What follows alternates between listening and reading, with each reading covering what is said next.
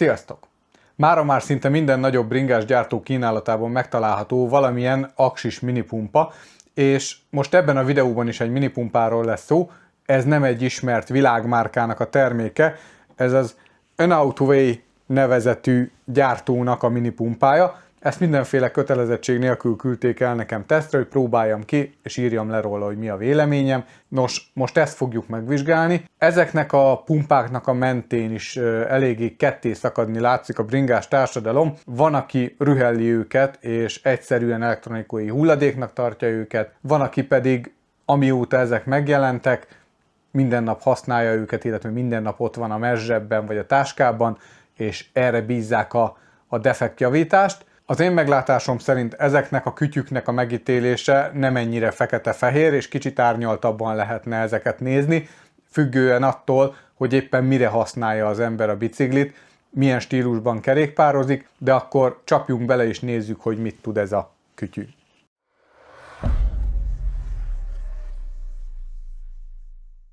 Nos, magát a gyártót én nem igazán ismertem, kifejezetten ilyen bringás kiegészítőket, főleg ilyen pumpákat gyárt, és egy ilyen egyszerű papírcsomagolásba érkezik, a mindenféle hasznos kis kiegészítőjével.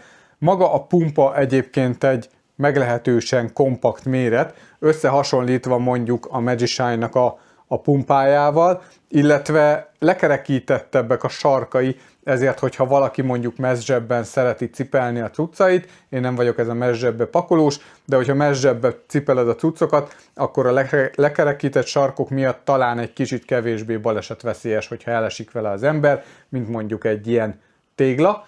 A súlya a kütyűnek 135 g a szilikon védőbugyjával együtt, nem vízálló a készülék, tehát ehhez is kell egy műanyag zsák, amiben belecsomagoljuk, ezt adják is a dobozba. USB-C-n keresztül tudjuk tölteni, mint manapság már mindent. 3 darab gombot találunk rajta, plusz, mínusz és kikapcsoló gomb, illetve ezzel tudjuk elindítani, és maximum 120 PSI-t tud. Súly tekintetében úgy gondolom, hogy körülbelül azonos a súlya egy normálisabb minipumpájéval, tehát ebben nem hiszem, hogy versenyezni tud mondjuk egy minipumpával. Ugyanakkor van rajta egy elég precíz nyomáskijelző, amivel nem mindegyik pumpa rendelkezik, de hogyha te olyan pró vagy, hogy így két ujjal megnyomkodva a gumit tudod, hogy 32 PSI-t fújtál a gumiba, akkor erre neked nincsen szükséged, és vakon tudod használni. A szelepvariációk tekintetében ez olyan, hogyha egyet láttál, az összeset láttad. Csavaros, adapteres, igazából mindegyik manapság használt szelep típushoz megtalálod hozzá az adaptert.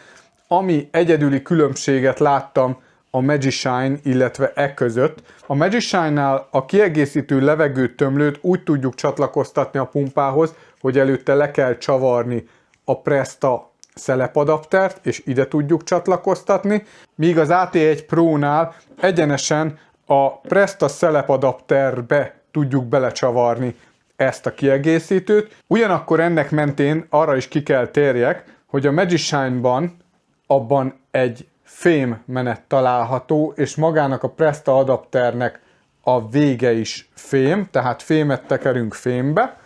Itt viszont az AT1 Pro-nak műanyag mind a két menete belül is, illetve a szelep adapteren belül is műanyag a menete.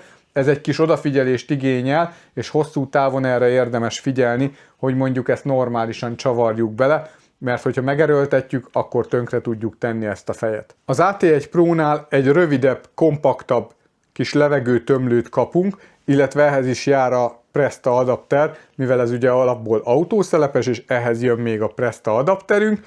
Ez így, hogy kompaktabb, így teljesen jól el lehet csomagolni, és hajlékonyságban ugyanazt nyújtja, mint mondjuk a Magishine-nak a tömlője, úgyhogy ebben nem láttam igazán különbséget, sőt, a szelepnek a vége, tehát ez a felső rész, ez egy az egyben ugyanaz. Tehát én meg vagyok róla győződve, hogy ezeket ugyanabban a gyárban, sőt ugyanazon a szalagon fossák ki a gépek, úgyhogy ebben nem gondolom, hogy különbség van. Sőt, azt is megkockáztatom, hogy a legtöbb ilyen elektromos pumpának a belső része az valószínűleg ugyanaz, mert nagyjából mindegyik ugyanazt tudja.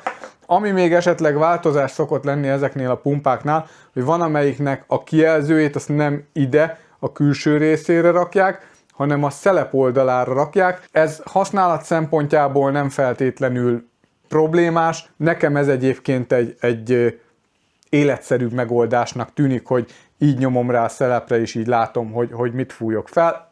Mindegy, ezen lehet szőrszálhasogatni, van ilyen is, olyan is, van amelyiken az oldalára kerül, tök mindegy, lehet használni, beállítod a nyomást, elindítod, az csá.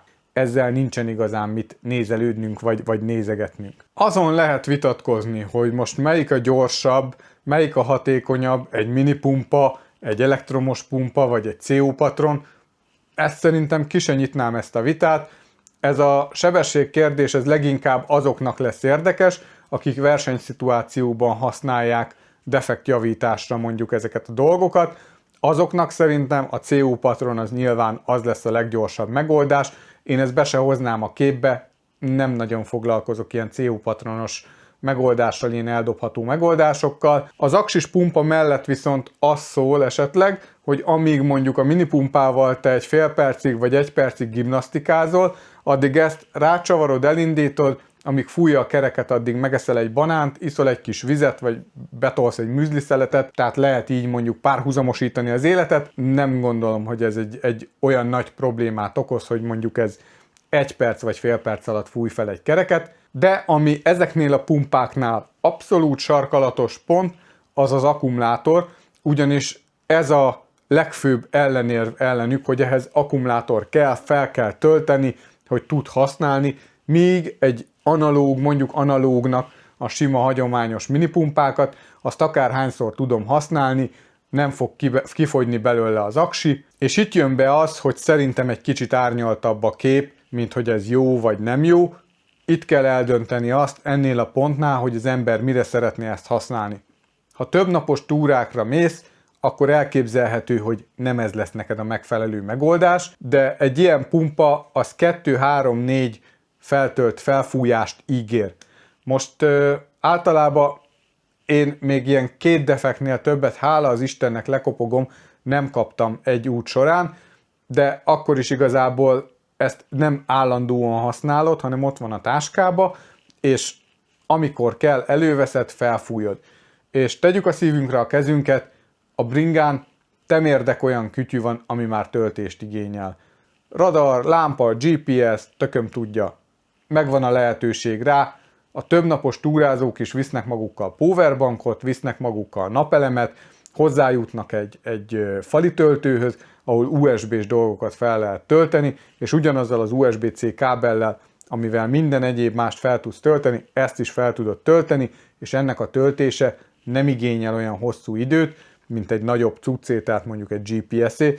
Ez egy fél óra alatt simán fel van töltve, és ezt valószínűleg ritkábban használod. Kipróbáltam úgy is, hogy hideg időben kint hagytam a garázsban, és utána, amikor leszakadt a nagy hó, akkor én elmentem bringázni, és véletlenszerűen ki kellett próbálnom, ugyanis az ősmontiból hátulról akartam engedni egy kis levegőt, és ahogy a szelepsapkát levettem, valahogy a szelepsapkára vagy rá volt fagyva, vagy bele volt szorulva a szelepmag, szelepmaggal együtt kiszedtem. És innentől kezdve ugye muszáj volt felpumpálnom a kereket, ez volt nálam, egész télen itt volt kint a garázsban, tehát nem volt feltöltve, és tökéletesen tette a dolgát. Nyilván hideg időben jobban merülnek ezek, de erre úgy gondolom, hogy oda lehet figyelni, és szerencsére lekopogom, nem vesztett a kapacitásából. Van a leírásában egy hozzávetőleges adat, hogy ezzel a pumpával, egy feltöltéssel hány és milyen kereket lehet felfújni. Nos, ezekben én nem hiszek, én a saját tesztjeimben hiszek inkább,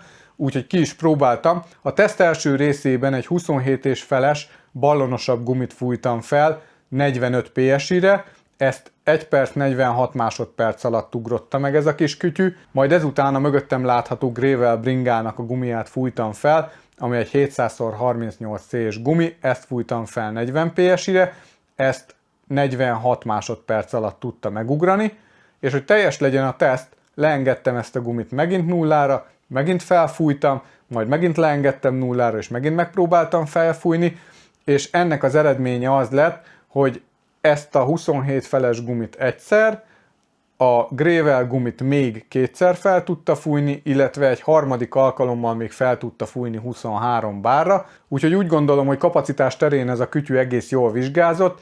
Ár tekintetében ezeknél elég nagy a szórás. Én a weblapjukon $55 árat láttam megjelölve, de ettől függetlenül mondjuk AliExpressen láttam $34 is ugyanezt a kütyüt, úgyhogy a videó leírásában benne lesz egy link, ahol eléritek a specifikációját, illetve meg is lehet vásárolni ezt a kütyüt, de én bátorítanék mindenkit, hogy nézzen körül az interneten, és lehet, hogy olcsóban is hozzá lehet jutni ehhez a készülékhez. Az, hogy egy ilyen aksis pumpa a te felhasználási céljaidnak megfelelő-e, azt neked kell eldöntened. Ez a videó most jelenleg ennyi lett volna. Köszönöm, hogy megnéztétek, remélem, hogy tetszett, és találtatok benne valami érdekeset. Hogyha így volt, akkor nyomjatok egy lájkot, iratkozzatok fel, nyomjátok meg a csengőt, és találkozunk a következő videóban. Addig is sziasztok!